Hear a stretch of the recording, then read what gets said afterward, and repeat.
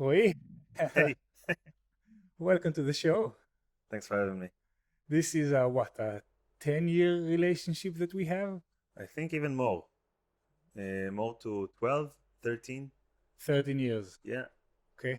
2007. With 12 and a half years break. More or less, yeah. But I'm happy that we continue Yeah, it's a the joyful relationship. reunion. And thank you for coming all the way from Be'er Sheva. Hmm.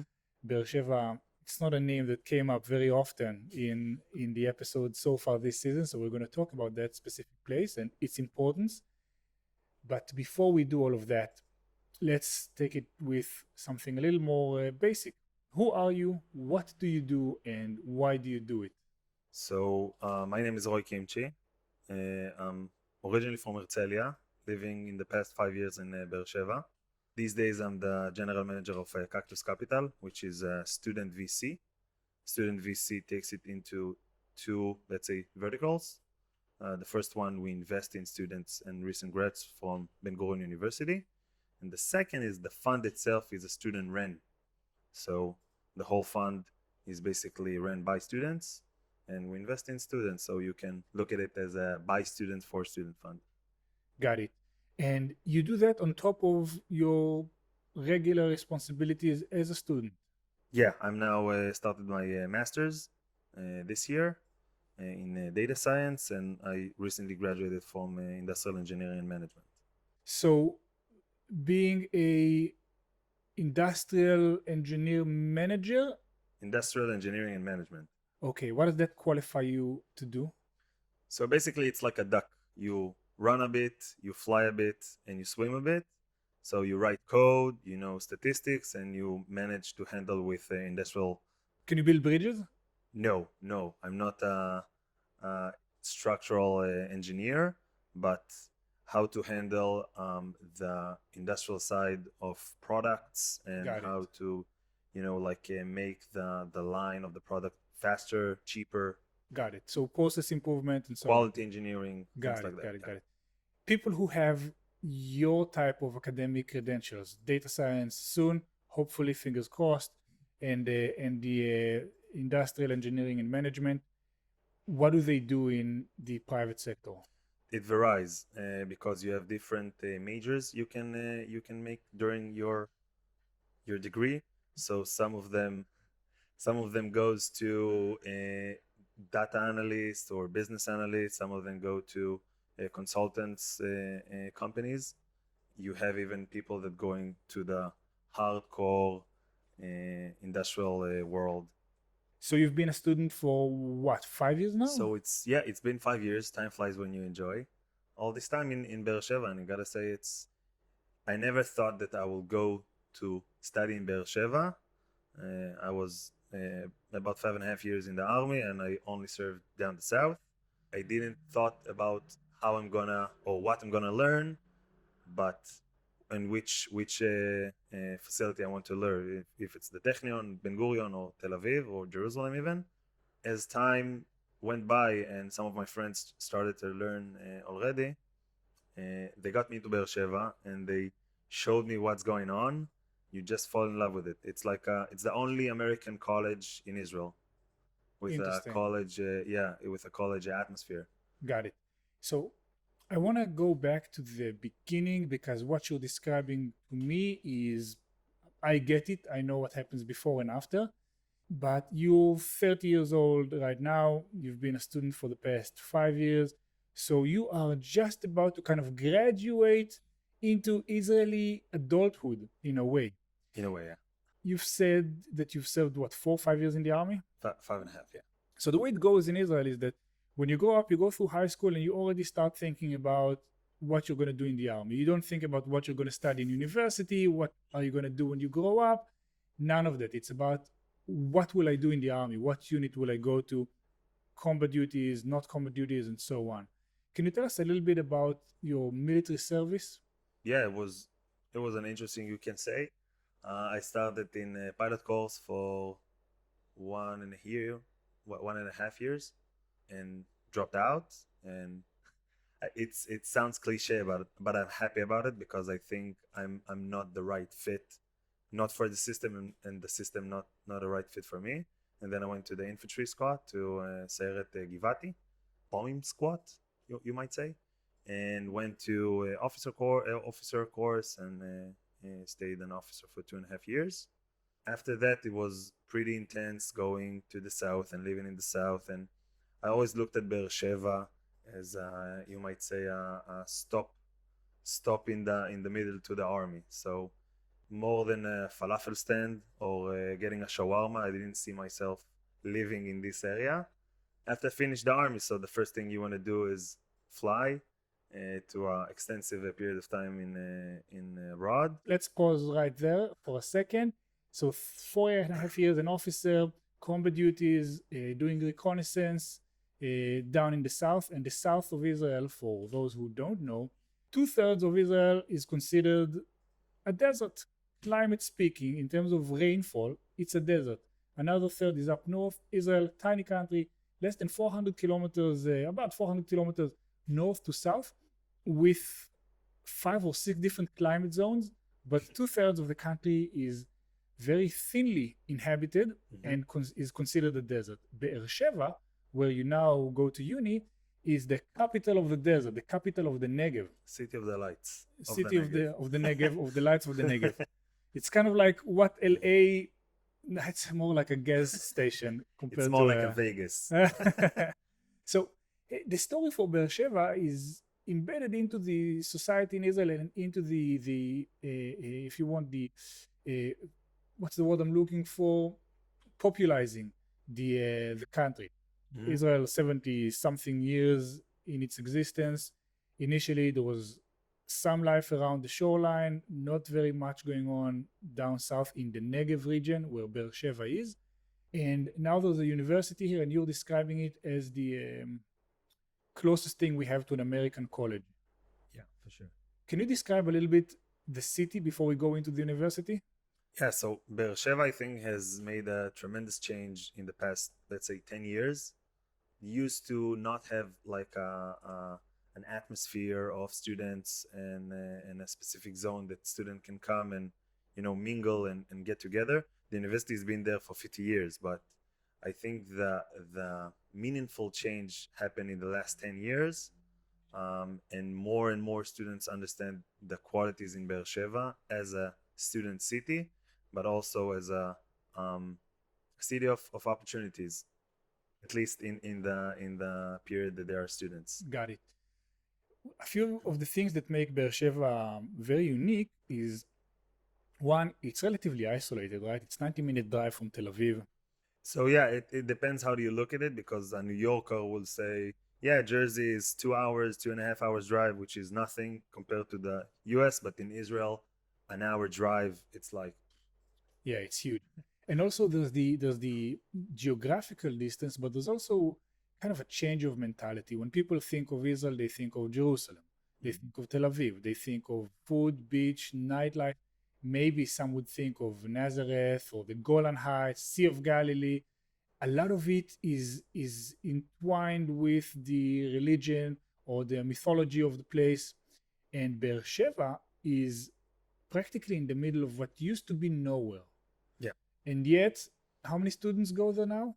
If I'm not mistaken, about 22,000. 22,000. And the city itself, how many people live there?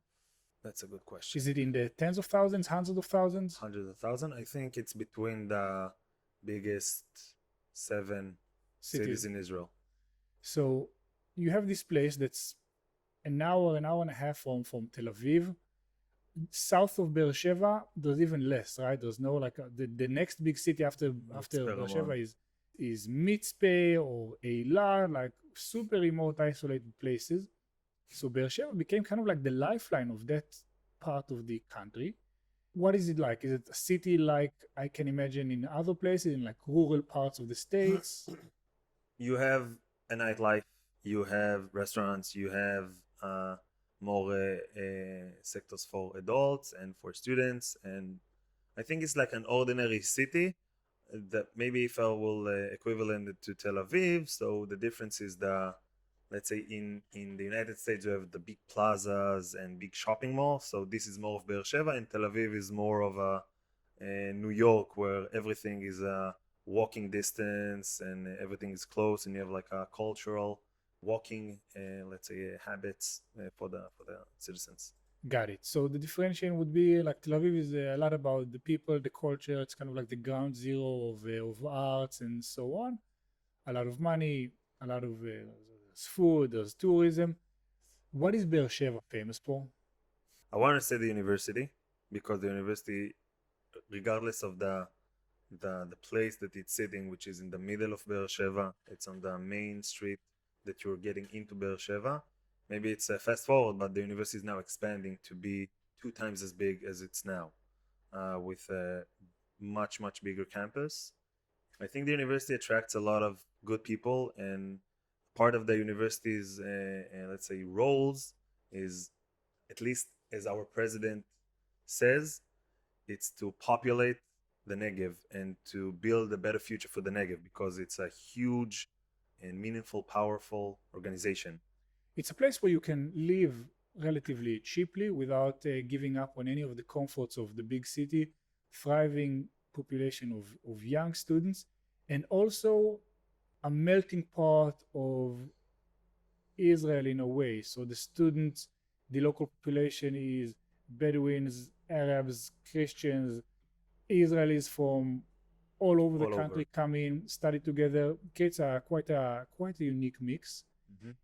And that's the second stop of or that's the second melting pot that you had to go through in life, right? The first was in the army. Army, for sure. How did your experiences in the army prepare you for your life as a student, if at all? So as a student, the population is more or less the same, which is good or bad. You can, it depends how you look at it.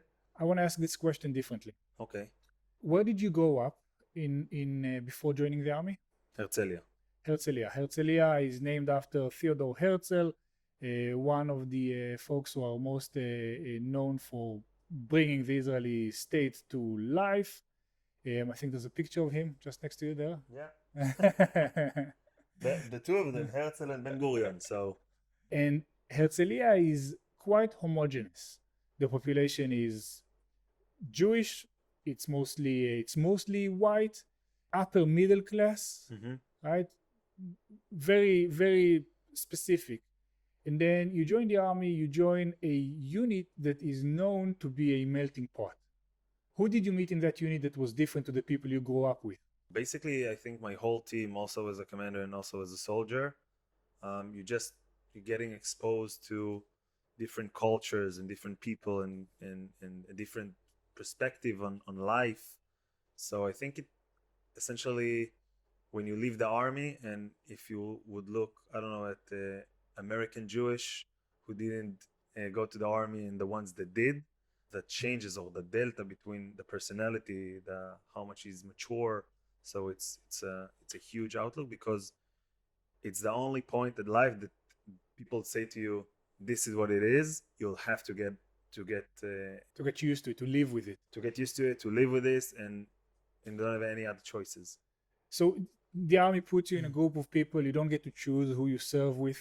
Unlike your school, where your parents have some influence on where you go to school, you're there, you're stuck with those 20, 30 other people. What type of personalities or personas did you meet? Like, was it the first time you've met someone who was orthodox or religious or a settler? As a friend, yes, not like in the just meeting someone, but for sure, Ethiopians, people's religious, the whole scale of the population, people up the north and down the south. So And even though the country is only 450 kilometers at length, the differences between growing up in an urban area versus growing up south or north of Tel Aviv are substantial. If you're from Jerusalem and from Tel Aviv, two different people completely. I think the differences are as such that even people from outside of the country could tell that for sure. where someone grew up. And then fast forward, finished your military service. There's this thing in Israel where once you've served your time in the army, you've gave your contribution, then you go on a big post-military service trip? A journey, yeah.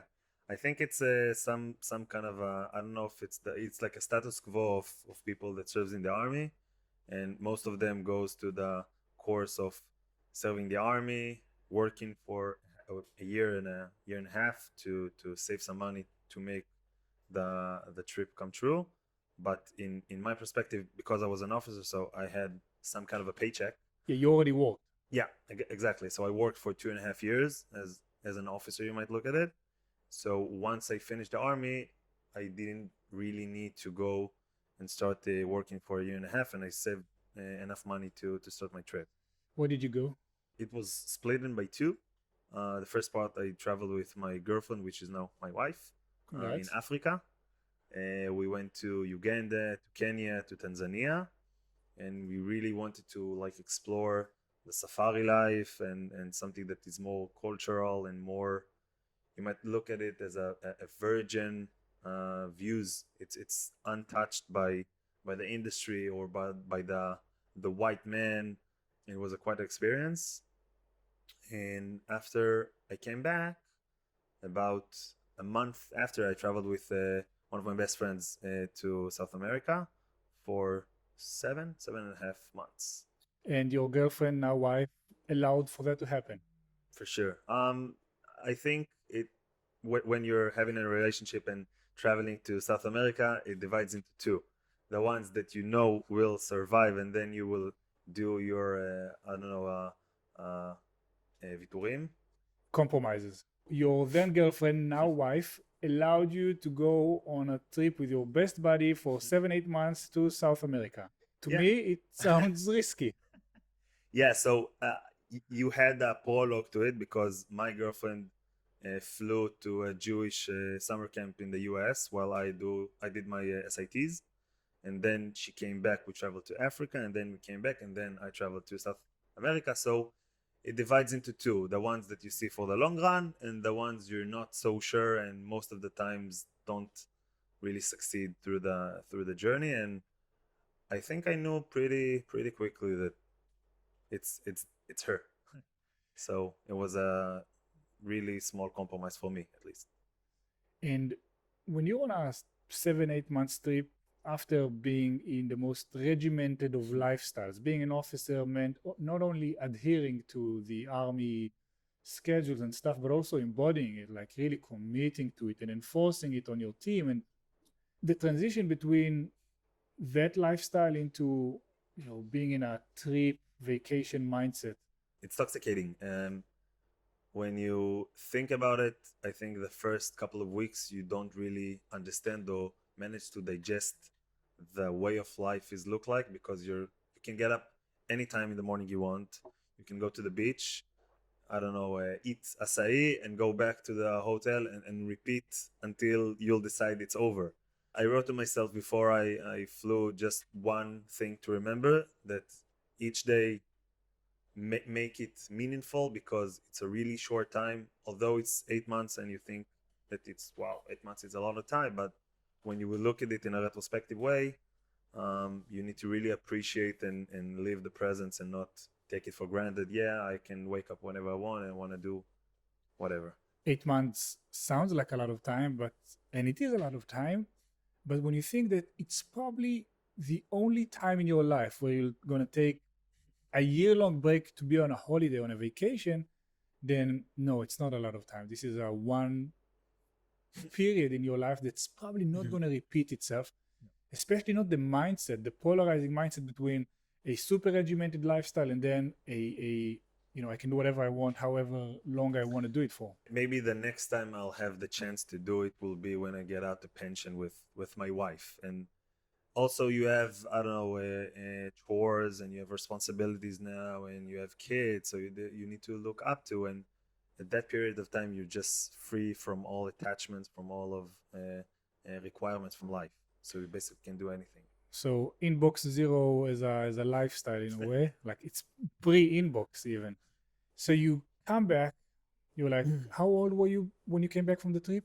26, if I calculate correctly, 25? 25, yeah. 25.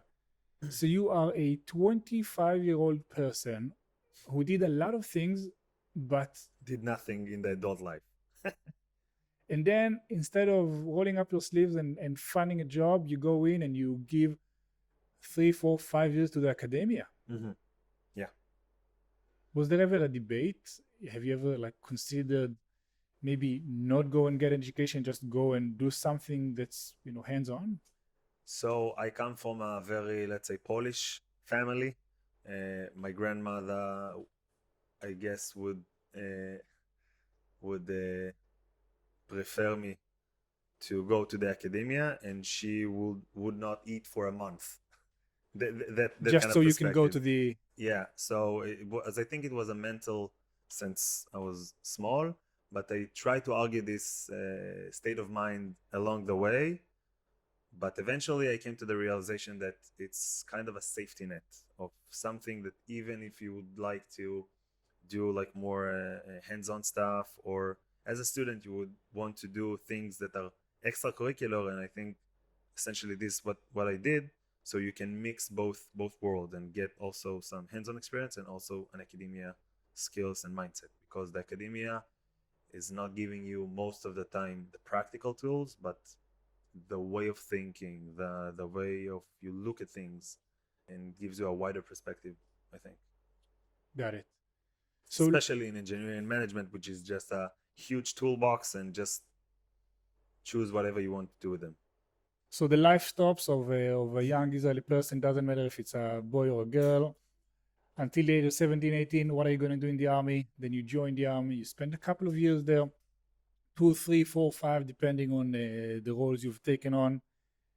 You finish that, you work for a year and a half, you save some money, and then you go and you spend it all someplace far and remote. Yeah, it's not really long term planning. You have to kind of rediscover who you are as a person after being gone through school and army and stuff. And then mid 20s, another regimented lifestyle, the one of a student. And this is where I think your story becomes unique. This is where your path diverges. So, halfway through your time in Beersheba, you started an initiative called Cactus Capital. Yeah, so Cactus Capital was in my sorry, in my fourth year, so it was my last year, and I gotta say, like most good stuff that happens to you in life, you need good people, you need to, let's say, show and don't tell, and you need also a lot of luck. So I was lucky enough to receive the job to be the founder of Cactus, you might say. What is Cactus Capital?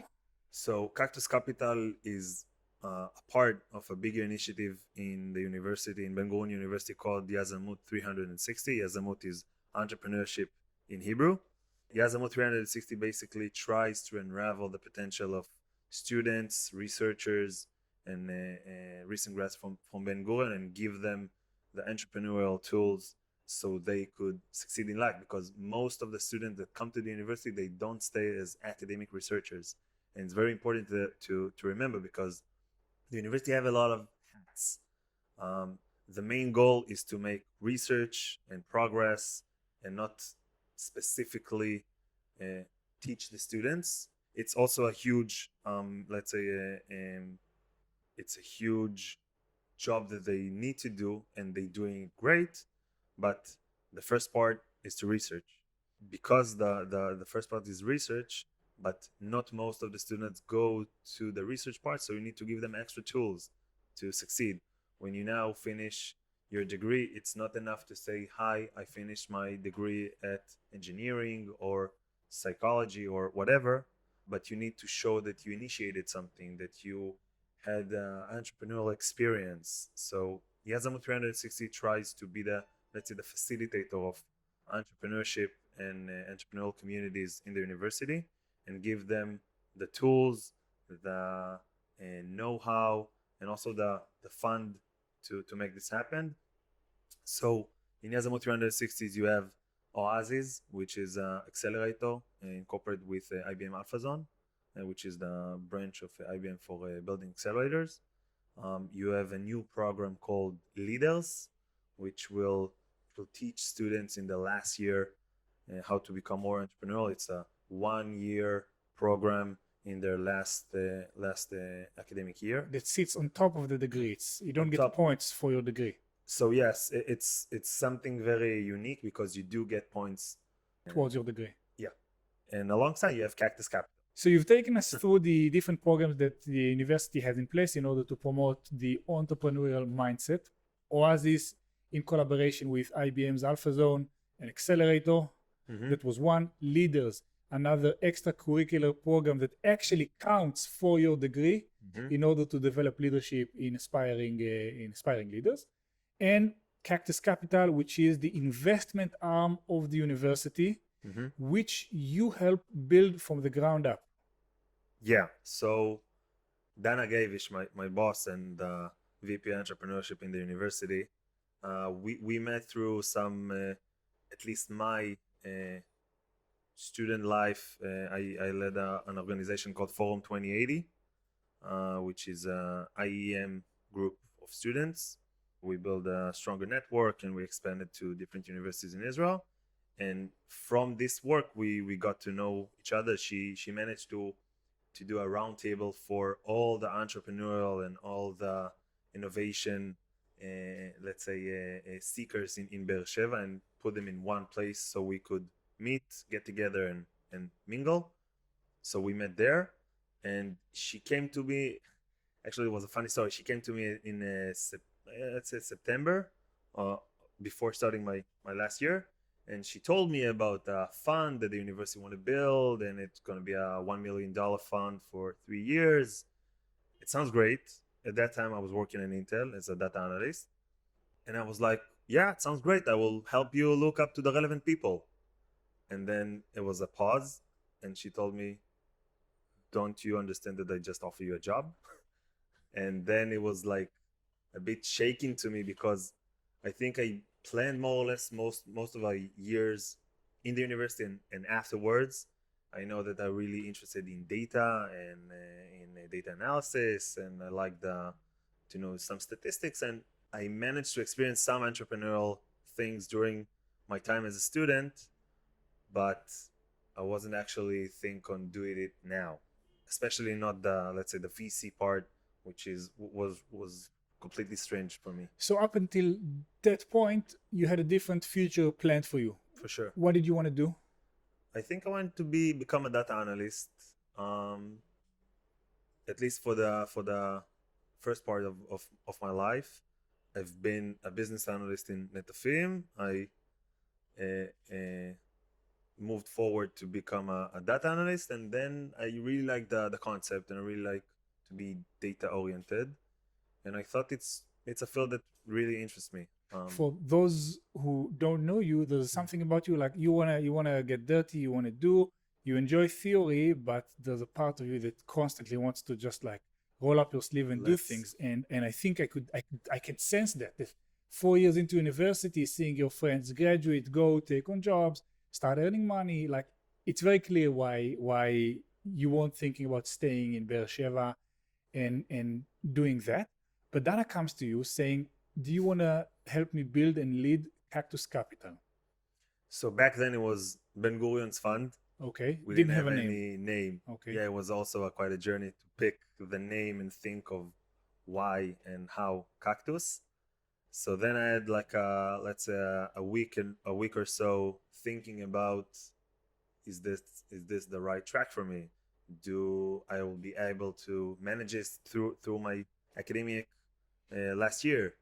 Yeah, because it's not a traditional job search where you're like, okay, I want to be a data analyst. You search for data analyst jobs, you compare, you apply, some get back to you. No, it was something completely different. It wasn't a job opportunity. It was more of a life opportunity. Will you accept this challenge, right? There was no job description, or was there? To get things speed up, to start and create the fund, we partnered with a venture capital called Fresh Fund and university-focused ventures, that they will help us start and initiate the whole process. So they had like a very vague job description for me as a fund manager, and I didn't know the words as in deal flow and due diligence, and the whole world was like quite new for me. I thought about it, and it's one in a lifetime opportunity. At least it was for me, and I felt it was a place that I could literally think and do anything. It's cliche, but sky was truly the limit because they had a lot of trust in me, which is not very, especially in a student. I gotta say, it's a very unique way to look at things. So you're a student, you had some real life experience with doing some work for Intel and stuff like that, but they trusted you with the role of a GM, general manager of a fund. Why do you think they chose you? I think most of my part in Forum 2080 was a major step in the way, and also friends that I met along the way that recommended. A good friend and a mentor, Yutam Zucker, was about 4 years above me in the degree, and he essentially started Forum 2080, so we bonded really strong. He basically started Tech Sheva, which is like made in Jerusalem, which is a huge community of tech and entrepreneurship in Be'er Sheva. So he was like a key opinion leader in that kind of area. So he warmly recommended me, and I showed some stuff that I did along the way. And yeah, in October we officially started the fund. So you had people who knew you, who endorsed you, who helped put your name forward to get the job as the GM of Cactus Capital. But you also had to do some of the selling yourself, convince them that you can lead the fund. What are the areas that are under your responsibility? In the fund itself. So if I'll try to look at it in a holistic way, it divides into two main verticals. The first one was manage the analysts that will eventually, after the course that we're conducting together with Fresh Fund, to manage the analyst, to help building some part of the course and adjust it to the Be'er Sheva way of life, help generating deal flow and make the screening process, and also help the portfolio company. So it's portfolio, deal flow, course, and analysts. That was the end goal. But the first thing, it was a startup in a traditional, huge organization called a university, which required me to get deep into all the details and the formats and Bureaucracy. yeah, it was. I gotta say that I was really concerned about the bureaucracy. There are still some bureaucracy. It's part of the system, and it's okay when you learn it, but it's better when the parties in the university understand that there is a huge bureaucracy, and they try to think about very creative ways to solve them. Everyone hates bureaucracy, but it's unavoidable. What did that mean for you when you got the assignment? What was the first day on the job like? I think reading a lot about VC and start to maybe understand how the process look like, what are my job responsibility really are, but more to understand the operational side and build the operational side according to the university. What will be the terms that we will require our startup that we're investing in? How would let's say a day in an analyst way of life will look like? How much hours we're gonna ask him for some kind of a commitment? How do we actually let's say approve money that comes out of the fund or money that invested in the startups? So it was building, let's say, bottom up the whole operation and picking up with a name. I'm sure half of the bureaucracy was around who gets to choose the name. Now, if this was an independent VC operating outside of the university, it was probably much simpler, right? You'd have a fund. In your case, it's $1 million.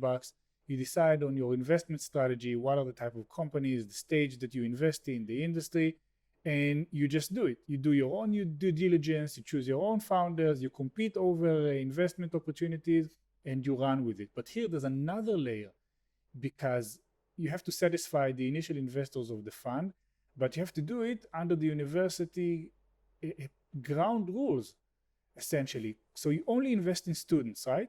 Student and recent grads from Ben Gurion University, because we have no extra LPs in the fund. The university is 100% of the money, which is pretty unique and groundbreaking in Israel specifically. It's based on models around the world. You can see it in Harvard Ventures or MIT Sandbox, which have a similar model. We didn't create the model, but in Israel, I think the by students for students and really giving students the opportunity to manage the fund was the Israel's first, basically.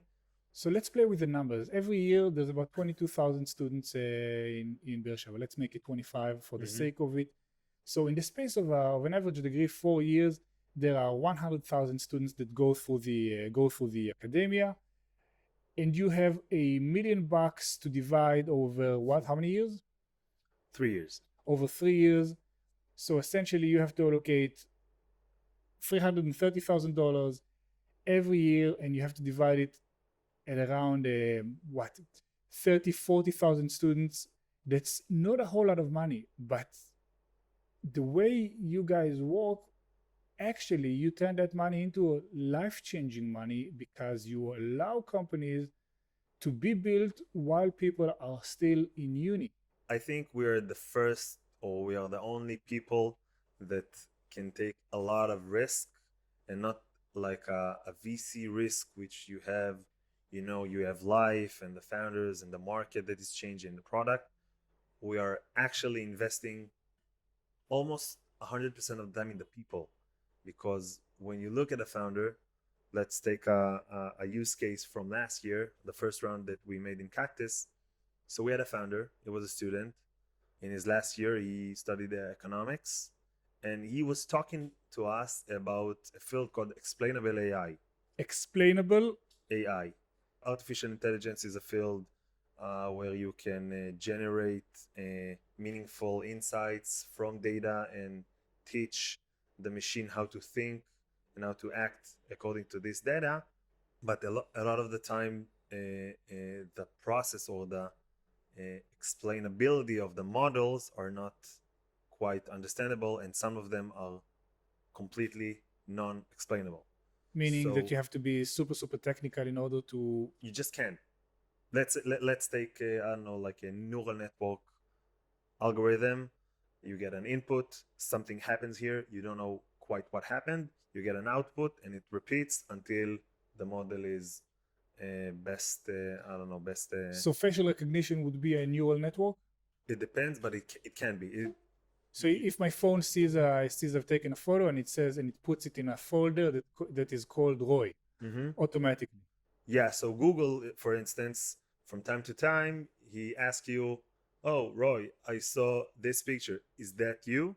Yeah. So you give more input to the system, and then it will be able to recognize you better, and like you find sometimes like absurd angles that it found your face, and I'm like, how did that? Yeah, how did that happen? Bad resolution. I'm smiling and I'm drinking out of a can, and it still managed to.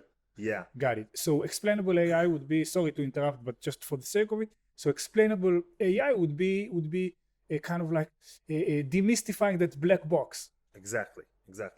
So he were talking about it about a year ago, which was a field you can say in the rise, but not for a student that don't even learn, computer science or software engineering, and we saw the process that he did. We saw how he thought about the things.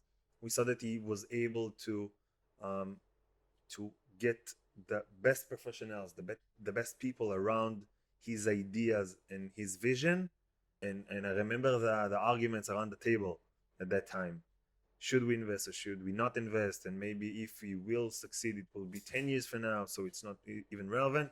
But we saw him, we know it was it, and we invested in him, and he's now growing and getting some real traction. Amazing. Sometimes just out of the isolation or relative isolation, out of not being confined to the trends or to what's going on, to the distraction from the outside world, you can create those new things. And I think one thing that makes Cactus special is, among others, is the fact that you see people over a long period of time. So this is a student in his 4th year. You've seen him for quite a while. He met some speakers, some lectures. He created a network. You've seen him in a bunch of areas. So when he comes to you pitching an idea, So you can assess the idea, but you also assess the person, and you have a track record, which is quite unique, because when you think of VCs, sometimes their entire report with the founder would be, the engagement, a couple of meetings, and then maybe one or two social events before they have to formulate an assessment and trust him with a bunch of money. Hmm. That's brilliant. I think in the isolation, as you said, in Beersheba, it helps you really focus on your idea. You have less distractions. Let's get together with family and friends and everything. So when you're in Beersheba, it's like a time capsule, like times essentially stops, and you can really work through your idea. And yeah, it was really really remarkable for. What was the hardest part in building Cactus so far? I think the understanding the landscape and building the foundation which the university would be able to co-op with, and we could give our portfolio companies or the startups that we invest in the right adjustments or the right agility that requires from startups really really early stage. I want to strip the lingo from that, because essentially you have $1 million in your bank account. People come to you and ask for that money in order to build a company, and then you have to decide whether or not you are going to invest, and your decision needs to satisfy the university and needs to also yield some sort of a return eventually. Mhm. So Cactus has a lot of educational goals. It's not ROI first topmost priority, because we do understand that it's very risky money, and we're investing in students, and maybe some of the students that will get part of the money could become a better entrepreneurial or better, let's say, inspirational startup founders later on. It's something that we do understand, and we have in the last year and a half we invested in 20 of them, 20 startups, and already 3 stopped working, which is, at least in my opinion, it is okay, because even the best VCs Yeah. around the world, I know the best percentage of success is like 70%. But I gotta say, it's not my opinion. I'm a part of a huge and amazing team of students and professional people from Yazamut and from Cactus. So we try to do everything in the best, let's say, a democratic way, and all our investment committees, like I get the same vote as the deal leader or the student that did all the screening and the diligence process with the startup. I really believe in the power of the group. So that's the other interesting part in what you've built. So it's not just a way to kind of like funnel money into students' hands. It's also providing a platform for students to experience the life of VC and getting real world hands-on experience Mhm. in making investment decisions, in understanding the deal flow, in doing the analysis that's attached to it. Walk us through the process of selecting people and training them. Yeah, so if you look at Cactus, and I remember the first year when I tried to explain people what is Cactus all about, it was only wait. I don't understand. So it's this or it's that? No, it's both.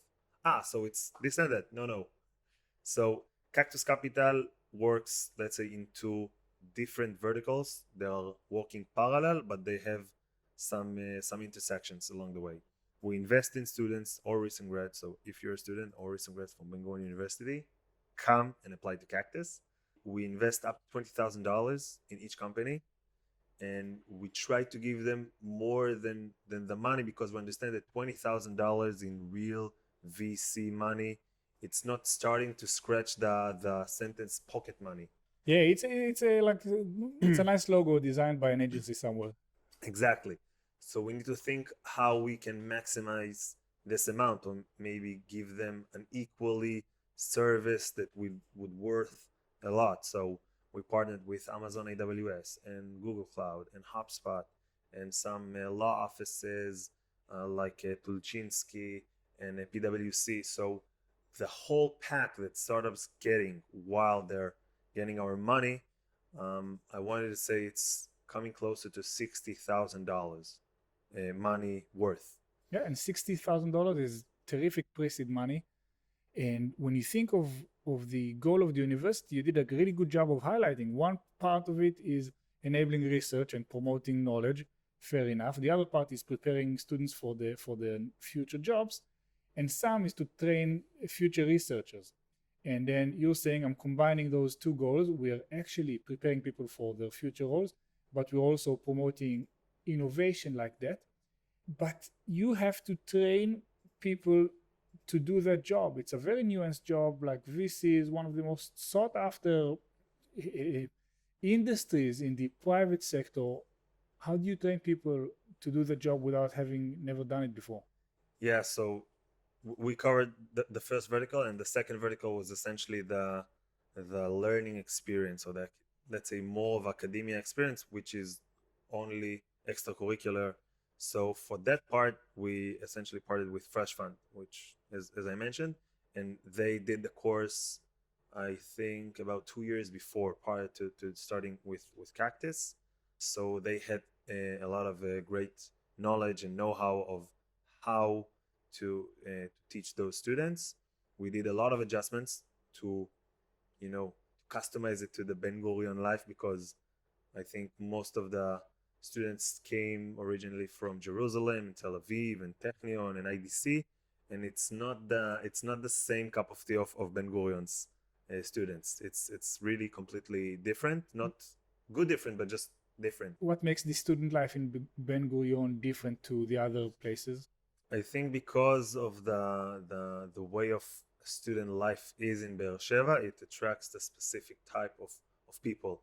I think everyone in Be'er Sheva, or 90% of the students in Be'er Sheva, went to a trip in South America, not in India, not in Africa, not anywhere else. South America. Why?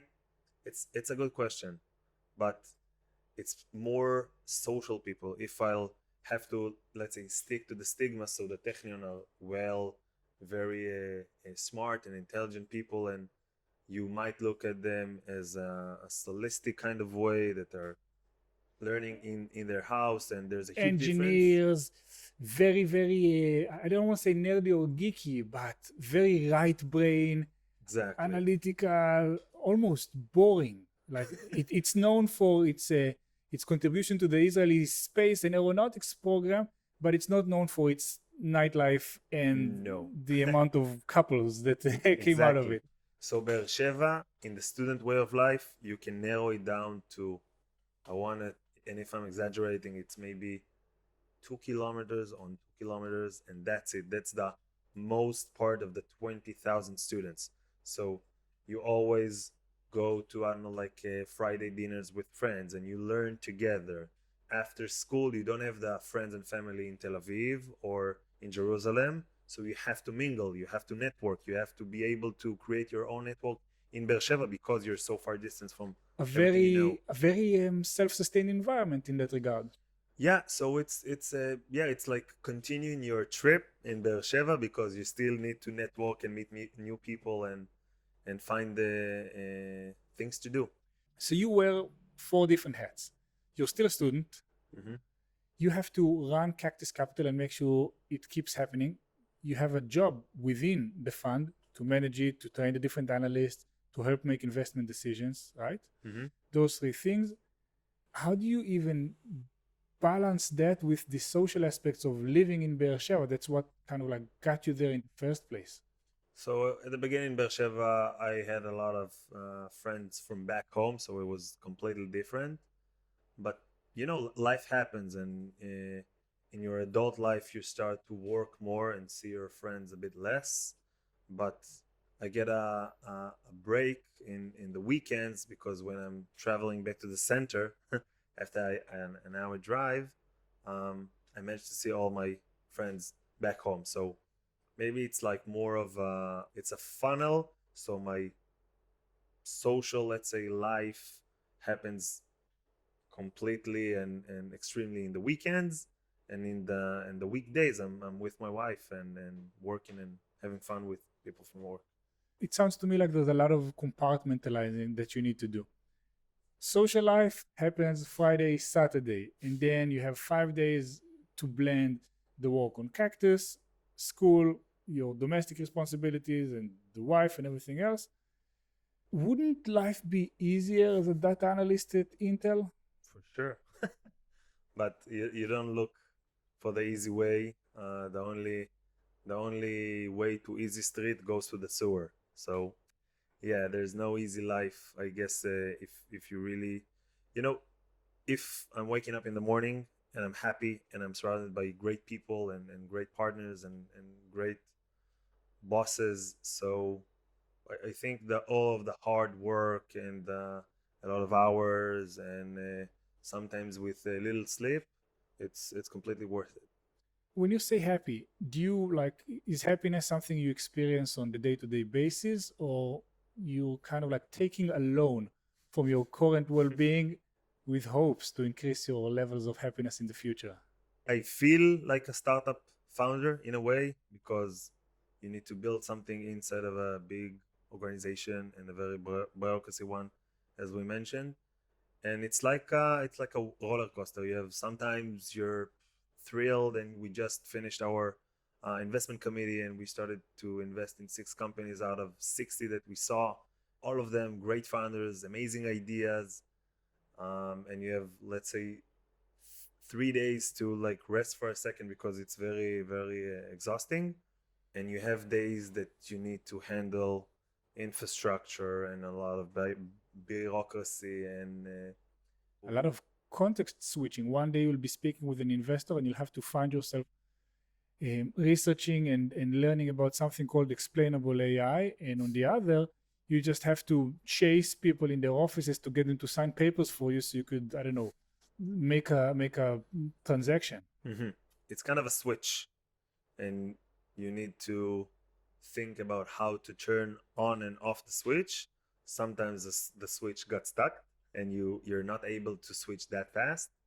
But if you're able to frame the time and the let's say the tasks into one squeezed time, sometimes it succeeds, but sometimes less. So your job includes a lot of problem solving, improvising, learning very, very quickly, being very mission driven, very mission oriented. How did your life as a combat officer prepare you for this type of a life? So I'm still doing miluim, Reserves? reserves, yeah, and I think it helps you keep once in a year or twice a year the mindset or the difficulties you encounter through through the military service. Did it ever fail you, or did the militaristic mindset was unsuitable or counterproductive to what you were trying to do in the private or universal? I think it depends on the position. As an officer, you have to be a sophisticated artist because being a commander is sometimes getting the stick and sometimes giving the carrot.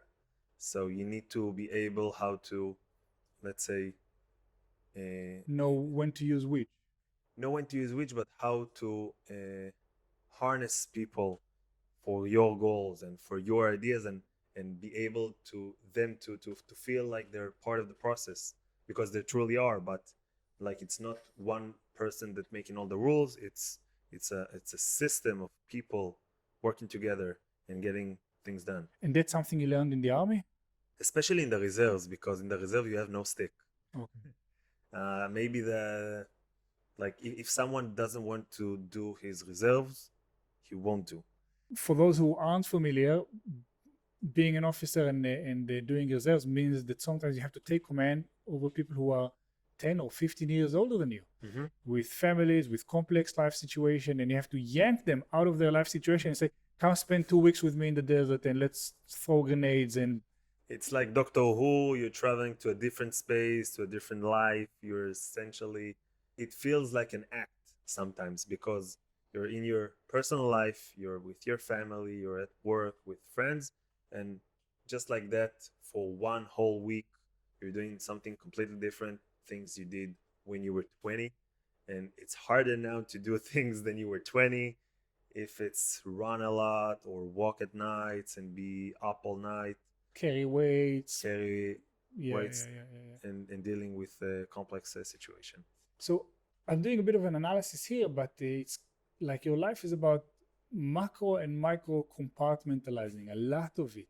The way you structure your week, weekends are for friends, week is for school, and da da da.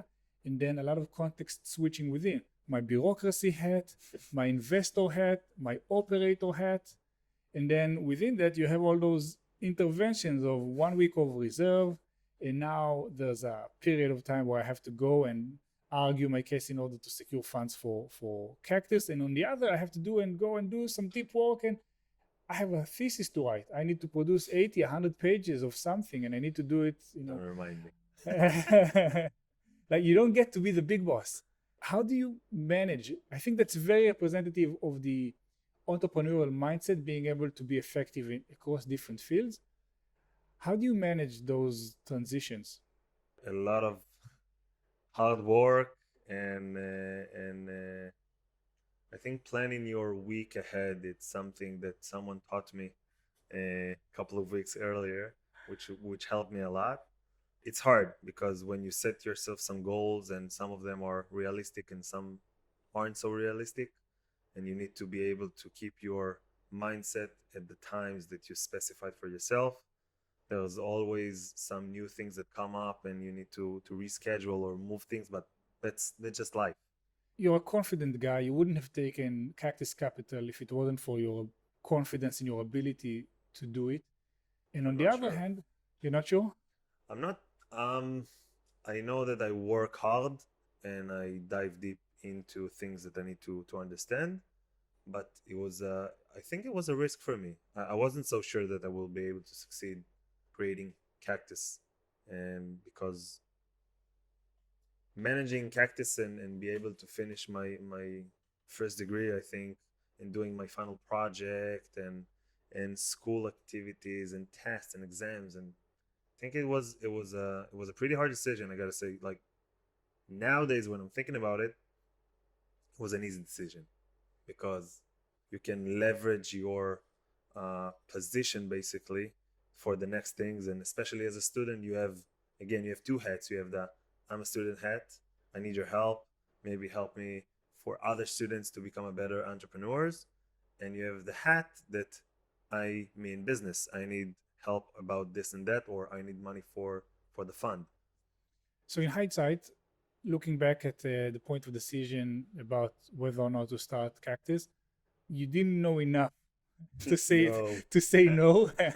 You didn't know enough to make it a successful venture. And now, a year and a half later, you look back, you're like, of course, I should have said yes. I mean, look at what it had done for me. you know, uh, Startup nightmares. So in my opinion, an experience is a nightmare in the past. So yeah, it was quite an experience, but it was worth it because everything you do in life shapes you and make you better and gives you a lot of tools and know-how. But also the hardest parts and the sleepless night and the thinking 24/7 about the fund and what we should do and how we should develop it and trying to solve all the problems. Again, it's a public institution. It's not something quite similar or different to any other thing that I've ever known. We are nearing the end of our time together. And in your 30 years on planet Earth, you've experienced quite a lot. I want to take a second and maybe give you the opportunity to say thank you to the people who you've met in those different life stages that have contributed to who you are today. So first of all, I'll start at the end and say that student holds a lot of power. As I mentioned earlier with the different hats. So I think sometimes students forget the opportunity that they can manage the positioning that they're in and be able to get to the right people that will always be happy to help a student and sometimes get to the more like serious hat. But yeah, so I think all of my work friends and mentors along the way helped me a lot. I think essentially all of my work experience through these, let's say, 5 years was a big part about three people that essentially each and every one of them helped me also find the right job or think about the right things. Let's name them. I need an hour at least. You have Yotam Zucker and Itai Katanov and Shuki Cohen and Tal Shmueli and Dana Gavish and Carmel Sofer and my best friends in Cactus, Daniel Ardonak, which is the CEO in Cactus, and Fresh Fund with a lot of experience and help. Parents, friends. I think my entire life is essentially built about these amazing people that helped me go through life. They've put you in a position where you're able to help others through building the right programs, providing funding, giving advice and guidance. You're an extremely privileged person in that regard, but it didn't come out of nowhere. You're also extremely hardworking. I know because I see that. Is there anything that we haven't covered that you think is important in order to understand Cactus Capital's story and your story? Just to say that the basis is my wife, which is enabling me to do these kind of crazy things and enabling me to work through night and weekends, like thick and thin, all the way, unrelentless love. And it's not quite obvious for a lot of people to get this support back home. You live very different lives, you and your wife, right? Yeah, my wife is a social worker, so she sees life through a different lens. And you're a VC, you see a Yeah, but she helps me see the social side about life. I essentially I got a psychology back home, so whenever I need someone to talk to and share my thoughts and my feelings, I always have a soft spot. would it be fair to say that your job is about everything that could be or can be, and her job is about everything that went wrong? It's a cool way of looking at it, yeah. But she's a fixer. She's a fixer. She's a fixer and you're a builder.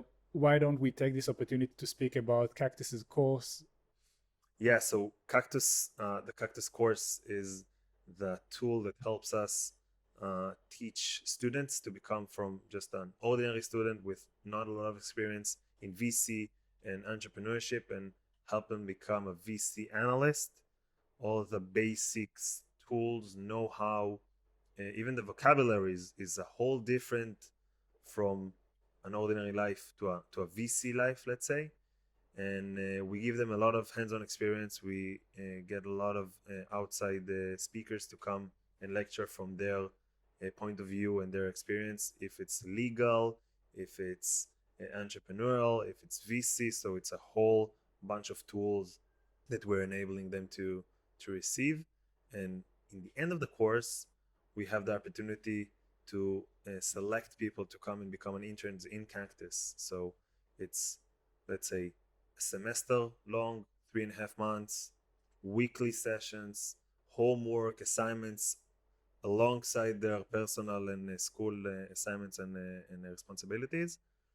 And the year after, they actually become analysts of Cactus. They, in my opinion, the enablers of Cactus to become truly a great story for students, for entrepreneurial world, and they truly give the true spirit, and they without them nothing would have happened, and all of them amazing and great people. So within months, you turn them from students studying whatever into investors. You have medical school, you have math students, I don't know, like electrical engineering. So it's a huge variety of people, which is kind of cool if you think about a VC with endless amount of money that could get each and every spectrum along the way. Because when we're examining a company, we see it from tech side and from the social side, and it's hard to surprise us with topics that none of the group have any familiarity or something at least meaningful to say about the idea. Except for maybe explainable AI. And adversarial learning. Adversarial learning. Yeah, it's What is adversarial learning? Adversarial learning. It's kind of an expertise in Ben Gurion University with a lot of research and R&D processes. Adversarial learning is a field which you try to attack models like machine learning and AI models, and to see how robust they are and how residual they are against attacks and biased data.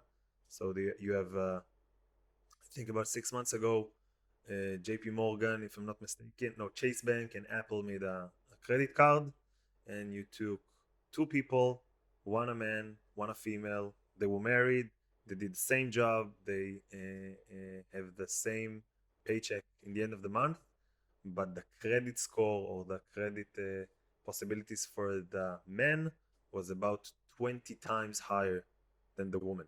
You can manipulate algorithms and you can manipulate models, and you need to think how to make them more residual against. And Cactus Capital has a role in bringing this technology and capability to life through its students, through So its. so we have it's I said it reselling because we have a new company that's acting in the field, which is, again, you learn each and every day a new thing at work. So it's not our responsibility, but we try to enable people with inspirational thoughts. Oh, this was fascinating. I'd like to thank you for coming over, taking the 90 minutes drive in the middle of your already busy week. I wish you to maintain and uphold and even exceed your own standard of perfectionism, which is quite high. I hope you do that while you keep smiling and don't give up on everything else that's going on in your life. All the best to Cactus Capital, and kudos for the people who made the program happen. If it's the university staff, if it's the interns, if it's the analysts, and if it's Fresh Fund who's helping you through helping you with the know-how. All the best to you guys. Thanks for Keep having me. It working. was such a pleasure, and I really enjoyed it. I invite each and everyone that wants to come and have an amazing conversation with Tal. So highly recommended. Thank you very much. See you next time, hopefully with some news of exits. Hopefully, indeed.